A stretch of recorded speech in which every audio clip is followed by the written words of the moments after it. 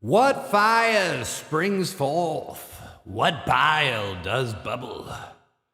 The black moon swings, the sky stirs trouble. By violent ends, we kill the light. Through the shadows, madness beckons, weird at night. One, two, 1, 2, 3.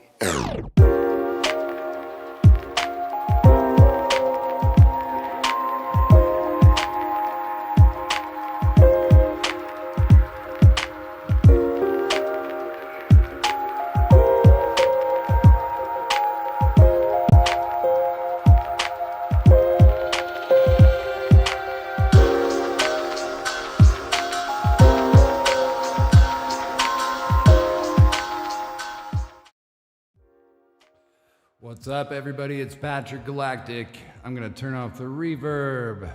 You're watching Weird at Night. Thank you for being a part of it tonight. I'm going to be honest with you guys. It's been a really bad day. It's been a really bad day. You just saw the little message I put up there. Lost a very, very good friend today. Her name was Mary Blackburn. I don't want to, make the entire show about this, but I do want to take a moment to just reflect on something, which is Mary Blackburn was somebody that had terminal cancer from the time that I met her, almost, over half a decade ago. And she'd had it for far longer than that. And essentially, this woman, did not go through conventional chemo therapy. And, went to India and received treatments over there. But I think what was more significant about that was that she was diagnosed with this cancer soon after her son was born.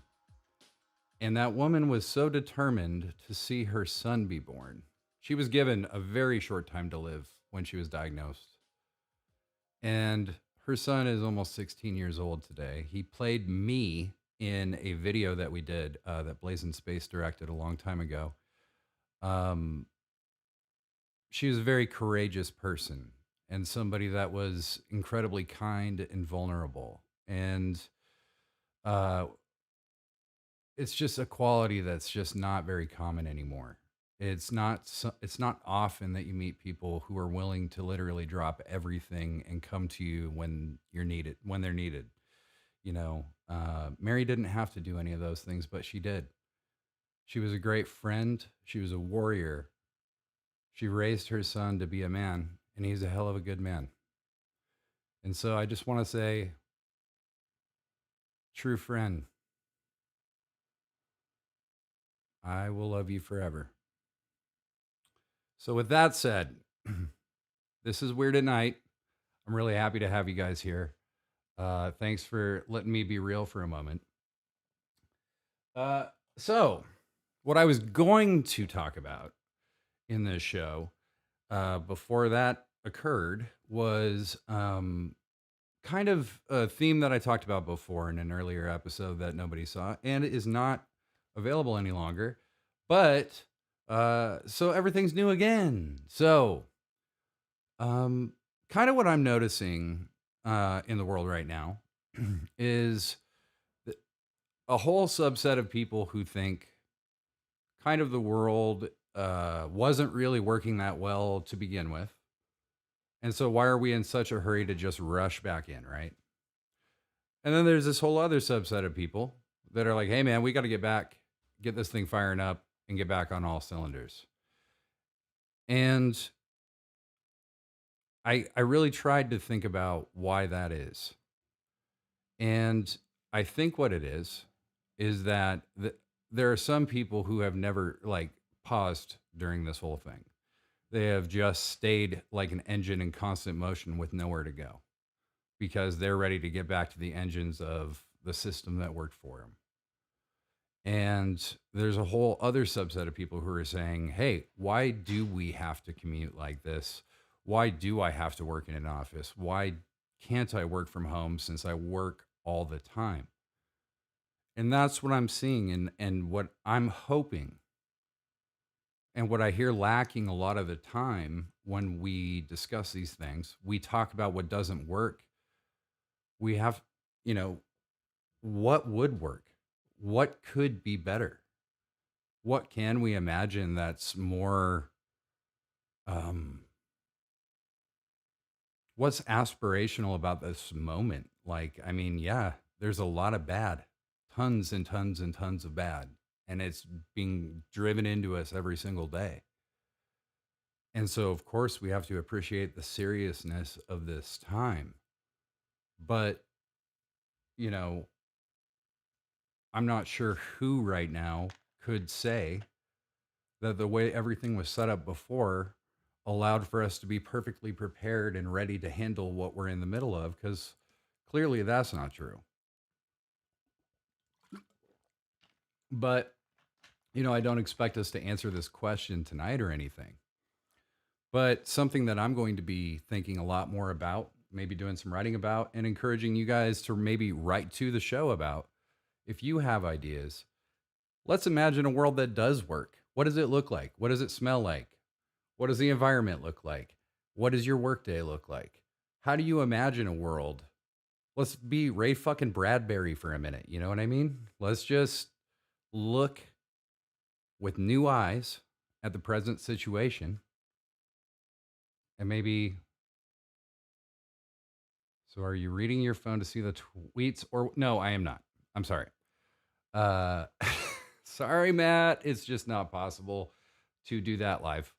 Um so anyway, um yeah, what could we imagine that would be more productive, and how can we need a gestation point, because the people on TV who are kind of these paid television personalities impersonating legislators and stuff like that, we're really always just trying to gotcha score points. None of those points fucking matter anymore. Who gives a shit? Who gives a shit what side is right anymore? Just as long as somebody has a good idea. Like, who gives a shit? But we have to be able to, like, positively process, I think. And it's very hard to do that when we're being browbeaten constantly with negativity. So obviously that's not going to stop. But like I said, this is a haven for creative conversation, and I'm trying to put it out there to the floor. Like, what could we do? What can we change? So enough of that. We got, let's see here. Okay. So, Twin Peaks update. We have not watched Twin Peaks. That's the update. Now, I have not watched Twin Peaks season 3 because I am waiting for my roommate, who happens to just to still have a job. Some people. So he is watching season 2 to get himself refreshed, and we are about to. Yeah, I know. I have seen it before. I have seen it before. So I am not watching it, but he is, to refresh himself. And I think he still has to watch Fire Walk with me, which I'm still kind of stoked to watch, because if you've seen season 3, you know that'll be important. But what about you guys? Like, did you guys, are you Twin Peaks fans? Did you watch the first 2 seasons? Did you watch the third one? Have you seen Fire Walk with me? What do you think of it? It's basically my favorite television show ever. I think it's like, if they let, I don't know. It's like they let a visual artist like Salvador Dali or somebody like that just make, um, bad example, Salvador Dali, but it's like just this insane Imagineer like David Lynch. They gave this man an insane budget um, to be able to express himself in this very abstract way, that people just don't give money to anymore. It's hard to get that kind of funding in entertainment anymore. And he made this beautiful piece of art. Um, so if you're a fan, that's good. If you're not, I'm really bummed for you, because, uh, all right, I'm sorry, I'm reading your comments right now. Okay. So Zim says the last time you watched Twin Peaks was when it originally aired. Wow. Um, that's pretty incredible. Because it's grown so much in lore, as I'm sure you probably know, Zim. Um, it's pretty amazing. Um, uh, Looks like we're having a pretty animated discussion in the chat. It is a David Lynch movie, so yeah, it is definitely heavy on the violence against women, which does seem to be a motif, unfortunately, in Lynch. So it's a darker. Firewalk with Me is very dark. It's all the dark of the show without any of the camp or any of the kind of surrealistic. Um, Lightheartedness and emotional, comedy of the first two seasons. So the movie is a bit more, in your face. It's a very dark, visceral presentation that that the show was not. Um, but let's see what's next. What's next? Oh yeah. So last episode, we talked about Dada. And surprisingly, I mean, that was a shot in the dark. I didn't really know what anybody was going to think of that. But the feedback I got was really good. People seem to really like that. And I'm really glad because I think visual art is criminally under discussed in the popular culture because there's so much great shit that's been made and that's being made that I think, we just have to take the time to appreciate it sometimes. So we'll be exploring more Dada as time goes on. The punk rock 50 years early. And we'll talk about the history of Dada and we'll talk about maybe more modern things that take their influence from Dada. But I have some other stuff, some other visual art to discuss with you guys tonight. So I hope you're into that. Is there anything? Is there a topic? Is there a hot button issue? Is there something you guys want to talk about? Is there a creative thing you want to talk about? Is there a project you're working on? I love it when I say Dada too. That's Dada, baby. Um, yeah. So this is fun, guys. I love having you guys with me. Thank you so fucking much. It makes this a lot of fun. And if you haven't, please follow the channel.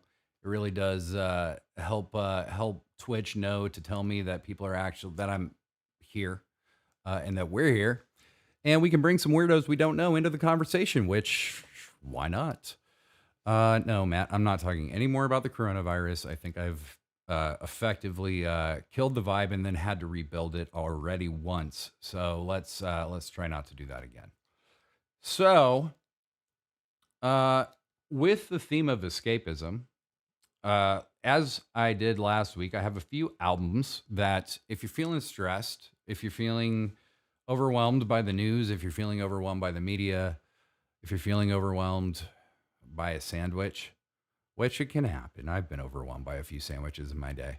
Um, these are albums maybe you can listen to and just lose yourself. I tend to, all of my things are kind of colored in psychedelia because that, if you haven't realized by now, is kind of my motif. Um, but these are three that I think are really good. Um, Broadcast Tender Buttons. This is a really fantastic record. I don't know a ton about the band, other than it seems that they kind of emerged around the early or the late '90s, doing some, I think, some soundtrack stuff. I usually kind of have more bio info on bands, but Broadcast is one that's just kind of slipped past me. A few interesting details, though. This band, I had mentioned in my last episode that I was in a band called Death by Stars. We called ourselves like an electro dance punk band, kind of. And I always felt we were on this progression sound wise to get to, getting a little further. And then one day somebody played this album for me. And I kind of just, my heart just sunk because I was like, oh, fuck. Like somebody else already did it. Like, and they did it really, really good. Like, I listened to this record over and over and over again. And basically, it's like it does something that I love, which is it takes a vintage concept like Garage Psych and then takes contemporary elements like 808s or drum machines and synths and combines the two in a very just this very moody ambient way. uh but they're so good at just placing sounds and doing this tasteful minimalism that just it's hard to do right. I mean, there's a reason not a lot of people do it. But they're so good at it. And so definitely check out Broadcast. Definitely I recommend Tender Buttons. I I have listened to pretty much everything they've done and it's all very good. So there isn't a bad album to listen to. Incidentally and kind of sadly, their lead singer did pass away in 2011 from SARS, of all things, which just uh, kind of a dark irony about the current moment, but very unfortunate. She was incredibly skilled, incredibly gifted singer. Yeah. So check out Broadcast and Tender Buttons. The next release, kind of from, I believe, around somewhat of the same time, is Dirty Beaches and the record Badlands. This song has a track on it that I find so mesmerizing and haunting. It's called Lord Knows Best. Again, it's a kind of a recontextualization of a vintage kind of doo-wop, very like minor key doo-wop aesthetic filtered through samplers and processed deeply, deeply, deeply, kind of to sound like it's from an old radio, but it also sounds very modern at the same time. And it just blew my mind. You know, it just blew my mind. I love overdriven, really heady music. And once again, when I'm just trying to kind of lose myself in a track or lose myself in a sound, um this is an album that I'll put on and just kind of just do whatever. And before I know it, I'm just kind of sashaying around the house like a nerd, but that's all right. Being a nerd's okay. um so Badlands by Dirty Beaches. um this song is kind of funny because it samples um, a French pop song from the early '60s, like a live presentation of that song. It's just a 4-second sample of that song, and it runs perpetually for however long, 4 or 5 minutes. And he captures so much emotion without really changing anything. It's just the repetition itself is kind of mesmerizing. It's mesmerizing. Sorry. And lastly, now Matt and the fine folks at Not a Mood Show did tease me for being a little pretentious um, with my music picks, and this will do nothing to dissuade that criticism. Um, Nico's Marble Index. It is insane. It is insanely textural. It is without question witchy. And it isn't the kind of record I would almost ever like under any other circumstance. But I love this record. It's a Sunday morning record, is what I'd call it. You like wake up, you're hazy as fuck. You don't know why. Maybe you're just tired. Maybe you're hungover. Maybe you're my roommate. I don't know. I don't know who you could be in this scenario. But if you put on the Marble Index by Nico, and if you're pretentious enough like me and you have it on vinyl, uh, you put that on, you sit around with a cup of coffee, maybe loathe yourself for a little while. Well, a little while. But after that, and when the loathing's done, and you get it all out, you just have that day. You know what I mean? It's a Sunday morning record. Give it a shot tomorrow morning. This morning. Give it a shot this morning. Later this morning when you wake up later. Don't stay up too late. Wow, the chat is really busy. Look, who do we have in the chat right now? It looks like Tim Basaraba. We got Matt Ash Maddie, Myrmidon, Blazing Space, the Zim, the Razor Shop, Alex. Hello. Yeah, I know. I tell people not to stay up too late, but I tell them to stay up till 2 a.m. Pacific to watch my show. That's my cousin Alex on the West Coast or on the East Coast. Everybody stays up till 5. It is currently 5:21 her time. It's an act of bravery. It's an act of love. But one thing it's not is an act. So, we have a cool thing. About 3 or 4 episodes ago, I've had a 15-second clip from a good friend of mine named Matt Jenkins, and I played it on the show. It was a 15-second clip, 15-second animation. But what we're doing is Matt is extending this clip by 15 seconds every week. And every week we'll play the video with the extra 15 seconds added to it because I think it's a cool insight into the creative process. Also, he used my song, which is, but that's really not the point. What the point is that it's fucking cool. Matt's incredibly talented dude.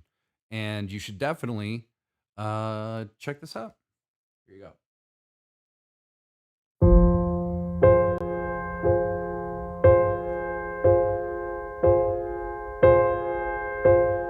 I had a dream that I was dead. It felt just like bed. A pillow for my head. So that's where we're at so far, which is a pretty cool progression from where we started. So that used my song Ageless. I hope the audio came through. Did it? Can you guys let me know? Because I got a little paranoid that it didn't. Okay.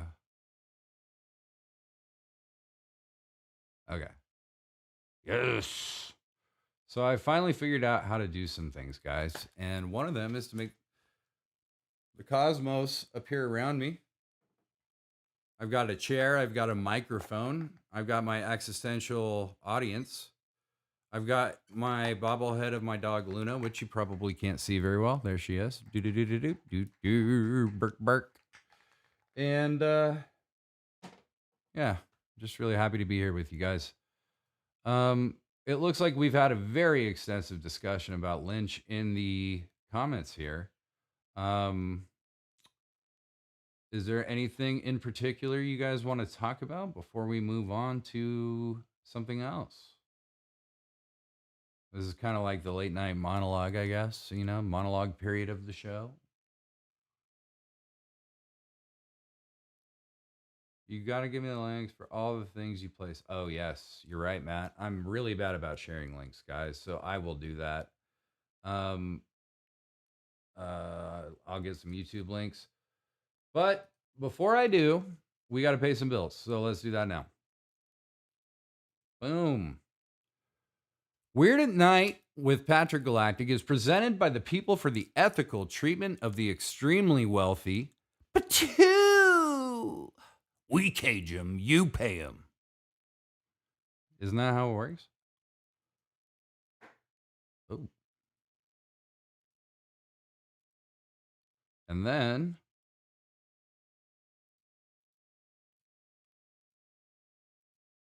what the? Uh-oh. All right. Well, looks like I've lost some fucking files here, guys. Sorry about that. So instead of that, we've paid the bills. The bills are paid. So we're gonna jump ahead. So, if you watched the last episode, you may have noticed that I have someone helping me with the show now. They're also in the chat. Myrmidon, Meredith, say hello. This is your big fucking moment. Shitty's Pizza does not have vegan cheese. What they do instead of it's not technically vegan, it's just human entrails. So it's not animal cheese. It's just entrails that are smashed into cheese. Um, Shitty's has not pulled their sponsorship, Tim. I can assure you of that. They might after this debacle. But as I said, it's the weather report with Meredith. I forgot to put my headphones on. Meredith, say hello to the people. Oh, hi, Patrick. Hey. Yeah. So. Yeah. Weather report. Right.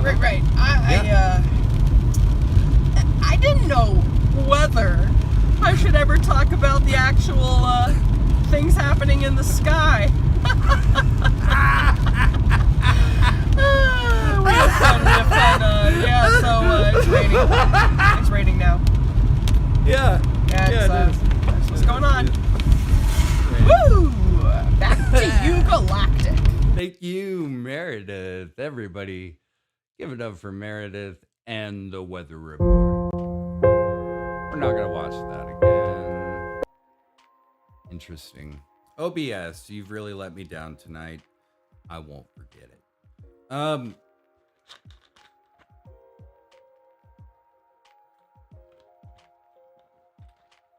I do want to mention that if you make music videos or short films or animations, or you make music, if you make visual art, if you do cool shit with puppets that's legal, send it to me. weirdatnight@gmail.com. We featured Matt Jenkins tonight, but I want to feature a bunch of people every single episode because that's what this fucking show is supposed to be about. Creative community. We're doing it. Look at this chat. It's fucking beautiful. No porn. That's true. There's the stage for that. So yeah, so if you got something that you want to if you got something that you just want people to see, send it to me because quite honestly, it's a lot of fucking work. And then you may have seen or heard me tell some late night stories about myself. And while that's fun, guys, I'm really not that interesting. I haven't done that much cool shit. I got married when I was like 24 years old. I tried to settle down when I was 25 years old. I spent 8 years resenting that person and hating them. And then they kicked me out. And then I got immediately in another relationship. And then I wasn't ready for that. And now I'm single and it's good. But I also was boring. I'm boring. There. I'm not even weird, guys. I'm just boring. But it's okay. Because you know what boring people have? Well, not gifts, because my hard drive has betrayed me. Well, there will be none of that tonight. Oh, there we go. There we go. That is the remaining gifts that I have access to at this time. But there's some good ones. Let's get late night stories out of here. So anyway, I want your late night stories, okay? They can be naughty stories. They can be scary stories. They can be strange or surreal stories. Did you have a crazy feeling one time and you looked overhead and it was a giant banana chasing you down the street and then you realized later you were actually on acid at that moment? That's cool. Tell the story. You can send it to me. You can write it down, and I'll read it on air. We can do a Skype interview or a Zoom or whatever, and we can air it on the show if you want to tell it. It's just fun. It's fun to get to know each other and to be a little bit vulnerable and to just throw our shit out there. But you can be completely anonymous. Names and faces are changed to protect the guilty, as we all sometimes are. So, with that said, I guess I should probably show you what it's all about, right? Now, this is not a story of braggadocio, okay? I'm an idiot. I'm telling you this is literally the story of why I don't drink, okay? So, we go back about 8-9 years. Patrick Galactic, international man of mystery who lives in the suburbs, resents everything about it. But I'm in a band, we play gigs all the time. I'm like really enjoying that part of it, that part of life. It makes the suburban bullshit seem kind of more tolerable somehow. And so I'm in a band, but I'm also like, what do people do in bands, right? Like you go out, you hang out, you drink at the practice space, you get high, you do your shit, you have a good time, you have a bunch of laughs. Well, this is like 2000, this is the suburbs. People don't Uber at this time, really. Okay. So people just like, how are people getting home? I mean, I think we were all pretty stupid, right? So I did some stuff that I definitely should never have done, right? Definitely should never have driven in the state that I drove in many times, okay? And I deeply, deeply, deeply regret that. And I hope that none of you are that stupid anymore. There's absolutely no reason to do this, okay? But there is a bar that I used to go to all the time. And they all knew me there. And I loved them all. Like, my life sucked and they were fun to be around. And so that's what a bar is for, right? So one night I go in there and I remember there was like a presidential debate happening. I think it was like Romney and Obama or something. And so I'm in there and I'm watching this debate on the big screen. And I'm having a conversation with the bartender. I'm having a conversation with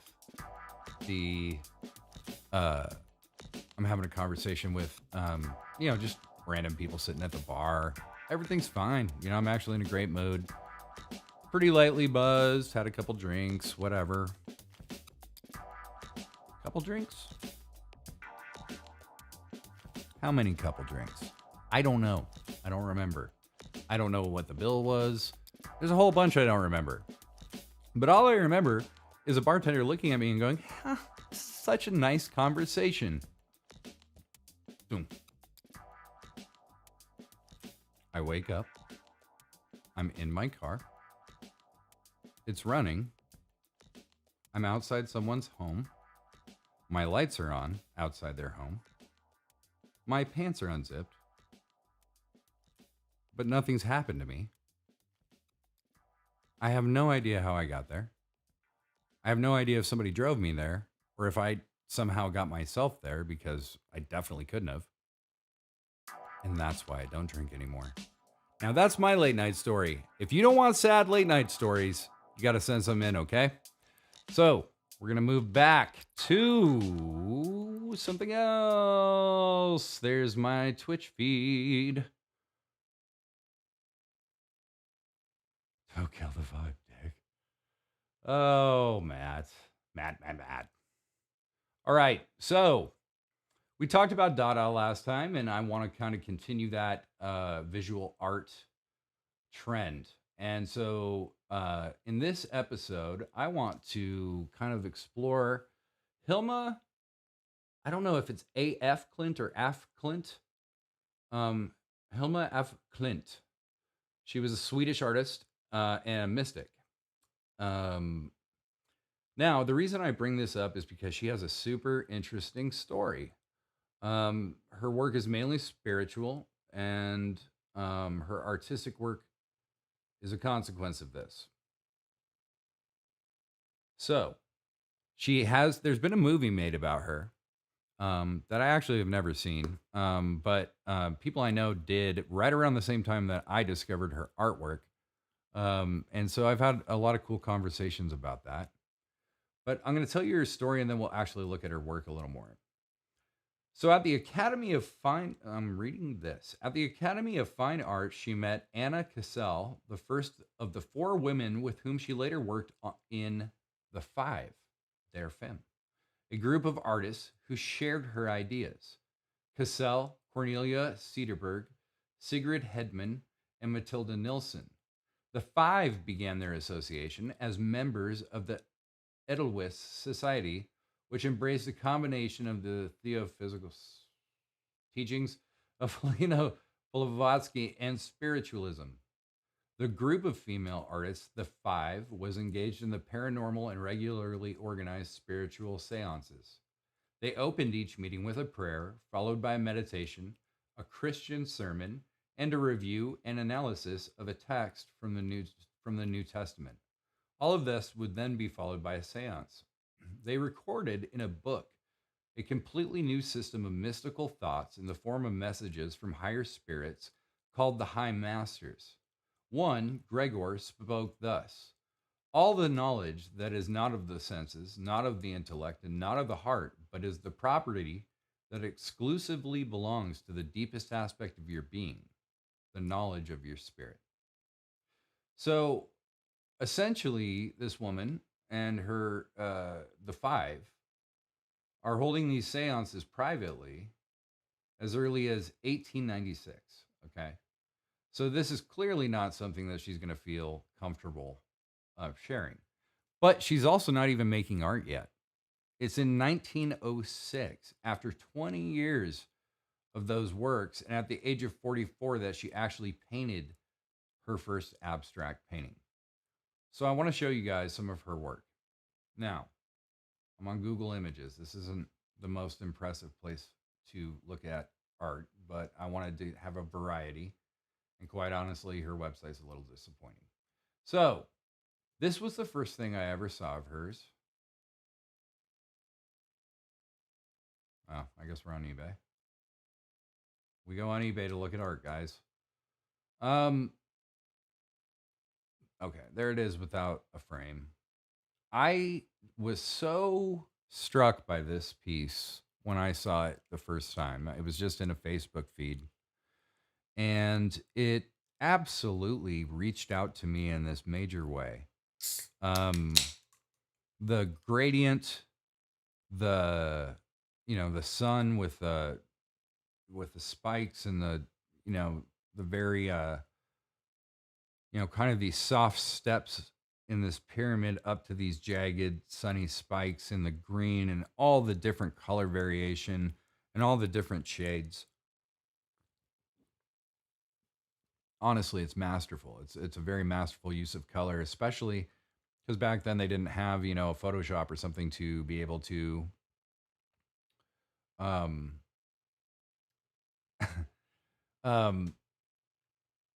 sorry, I'm looking at the stream with you guys. Sorry, I forget what I'm doing sometimes. So anyway, that jumped out at me, and then what I saw later was that this is an inversion of the exact same piece with the colors transposed. And so, these are both called altarpiece. And so, I haven't read all of the particulars of Hilma F. Klint. And I don't know, if she ever spoke about what any of these were about. But to me, I can look at that and take some pretty direct influence and attribute it, since this was made in 1915. Doesn't it remind you of the Red Room in Twin Peaks? Doesn't it remind you of some of the thought process behind some of those things? I don't know if David Lynch was ever influenced by Hilma af Klint, so I'm not accusing him of theft of any kind. And even if he did, who cares? That's what art's about. Influence is not theft. It's the nature of art. But I really, really like this piece, and I like it So much because for my birthday this year, my roommate actually bought me this piece and it's hanging up on my wall. It's really cool. Um, and so you kind of see that she goes through these really paradoxical periods as a painter where, there's these minimal paintings that kind of depict, to my eye, this is like kind of depicting duality. It's depicting multiple dimensions, possibly counterbalance, spiritual counterbalance, maybe. Um, but I find her work so inspiring. And while I find her work so inspiring, I actually find her story just as inspiring because her story, in her will, Hilma F. Klint left all her abstract paintings to her nephew, Vice Admiral Eric F. Klint of the Royal Swedish Navy. She specified that her work would be kept secret for at least 20 years after her death. No one had seen her work in her lifetime. When the paintings were opened at the end of the 1960s, very few persons had knowledge of what would be revealed. In 1970, her paintings were offered to the Moderna Museet in Stockholm, which I just butchered, which declined the donation. So in 1970, they literally just said, please, will you take this shit? And they said no. But thanks to the art historian Ak Font, her art was introduced to an international audience in the 80s when he presented her at a Nordic conference in Helsinki in 1984.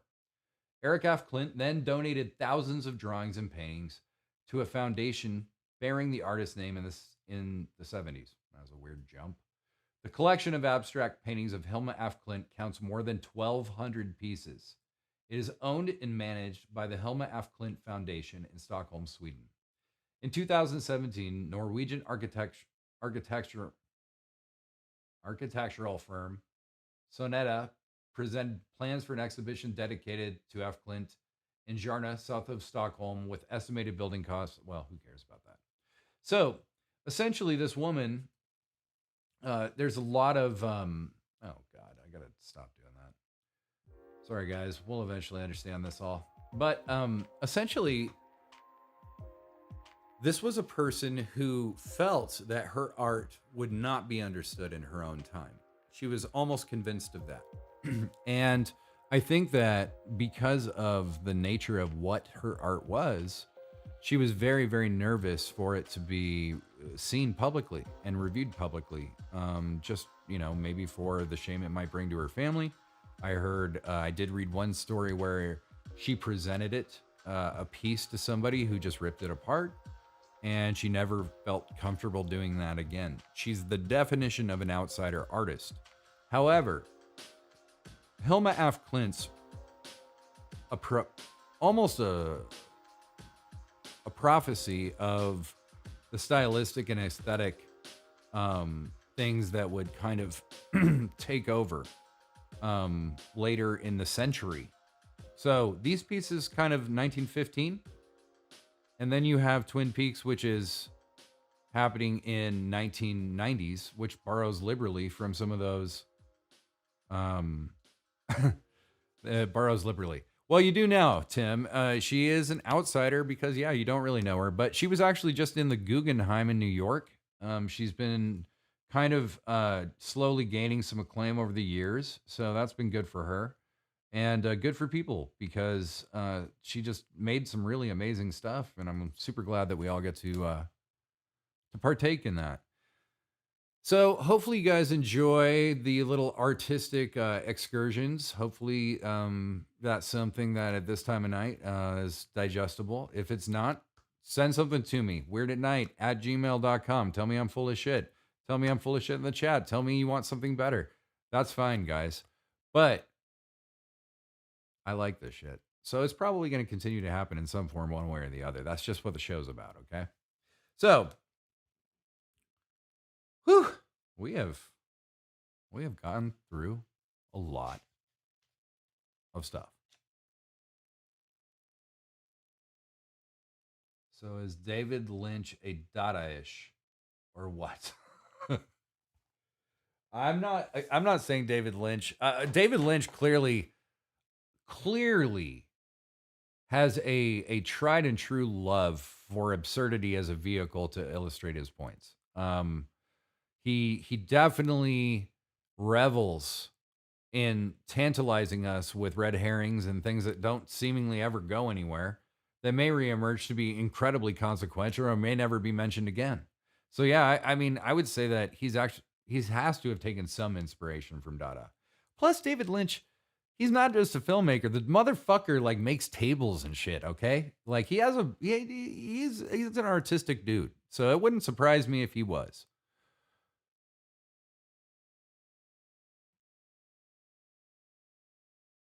He goes through the process, but not truly Dada due to the money he made. Yeah, well, here's the thing about Dada. It's just like punk rock. If you call Dada a movement, they would tell you you're not Dada. Okay, that's just the way it goes. It's anytime the rule is that there's no rules, people don't follow the rules, guys. It doesn't make any sense. It's just the way it is. So I'm running out of shit to talk about. If you guys don't have a new topic to bring up, I'm going to play you some songs, and then we're gonna call this fucker a day. Talk about yellowism. Yellowism. Yellowism. Yellowism. What the fuck is yellowism?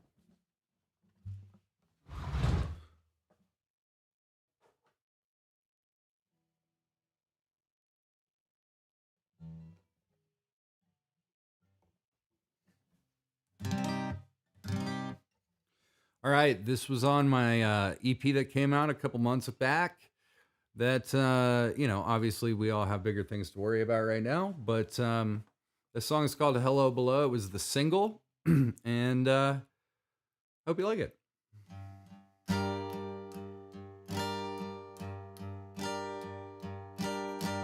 Hello below, don't go. I'll be the blood beneath your face.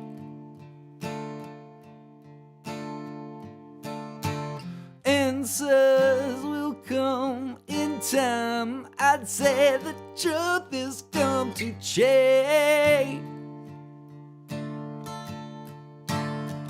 I was broken by the grind of the game, isolated, lonely, hungry for fame.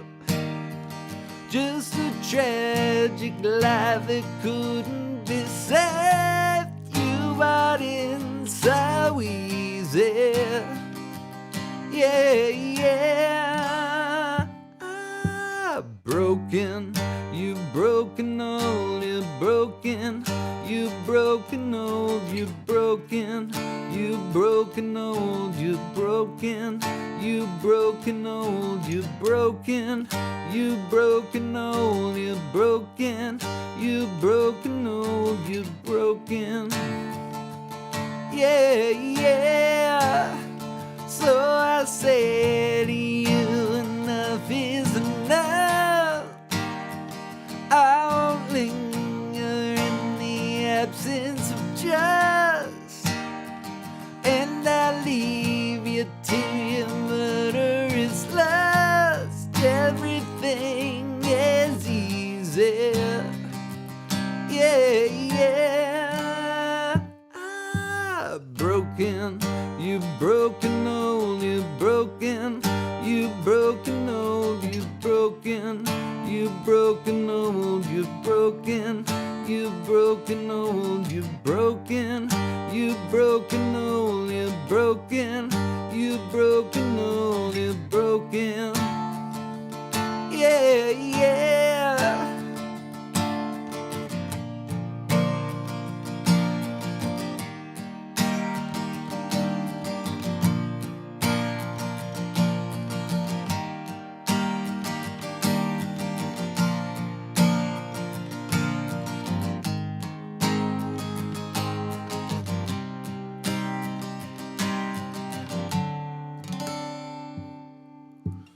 P.S. I fed the dogs. I think they're gonna be okay.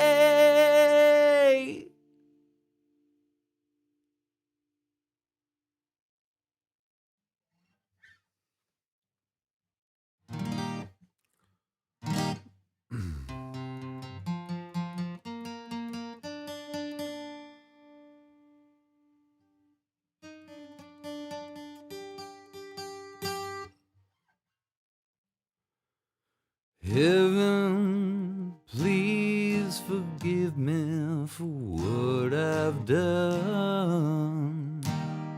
I don't know how I got so cold, running to the sun.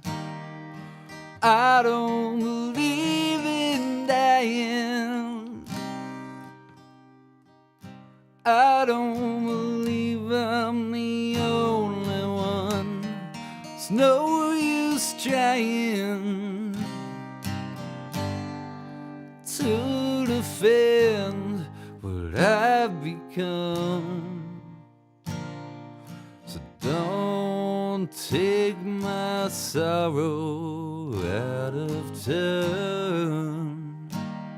I don't know how to learn any other way than burn.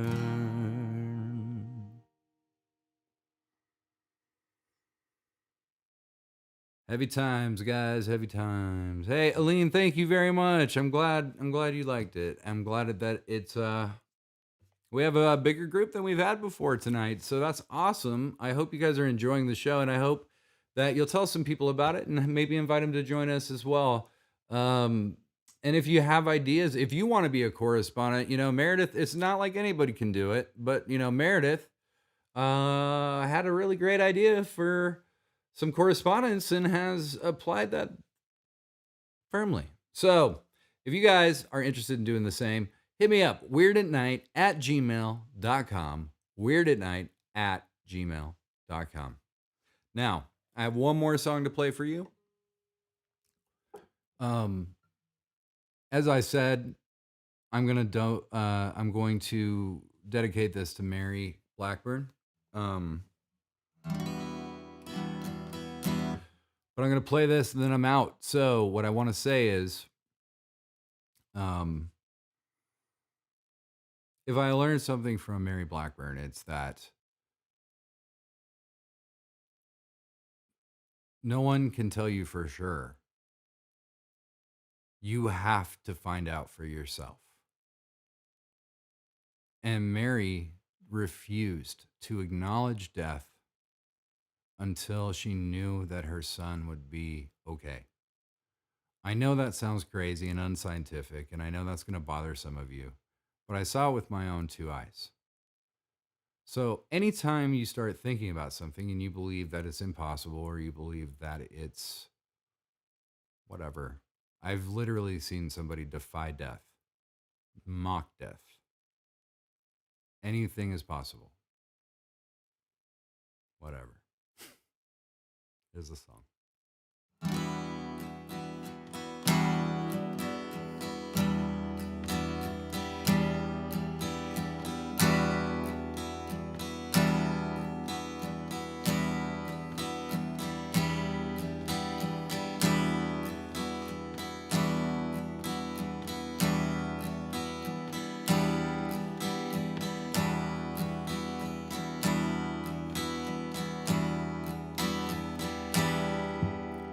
Sleepless baby, southern boy, cradled by a wave,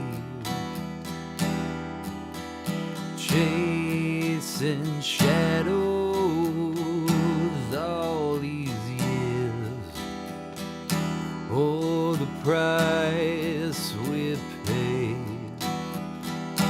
Winter cold at the toe, burdens bleeding all around you. In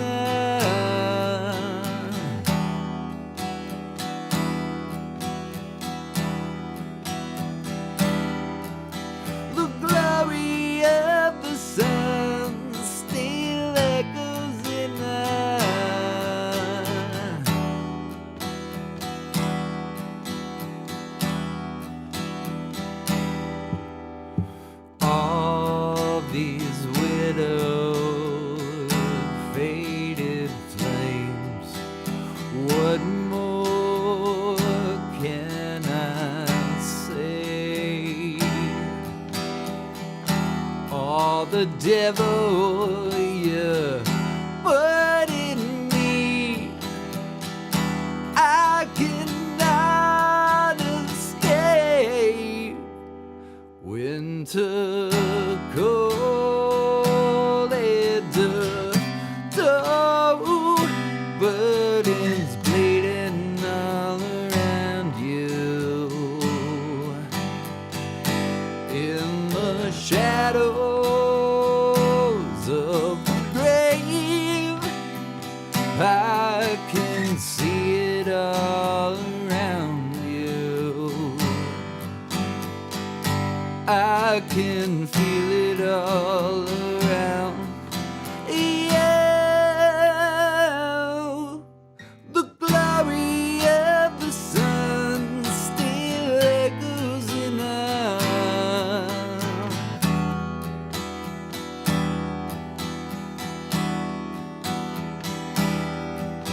The glory of the sun still echoes in us.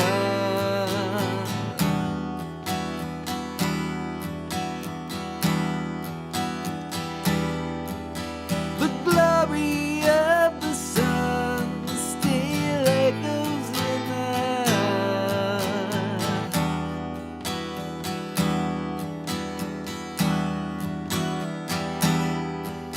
The glory of the sun still echoes in us.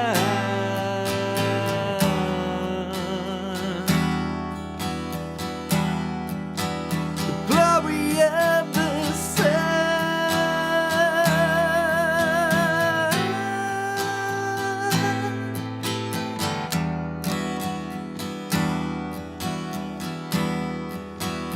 glory of the sun.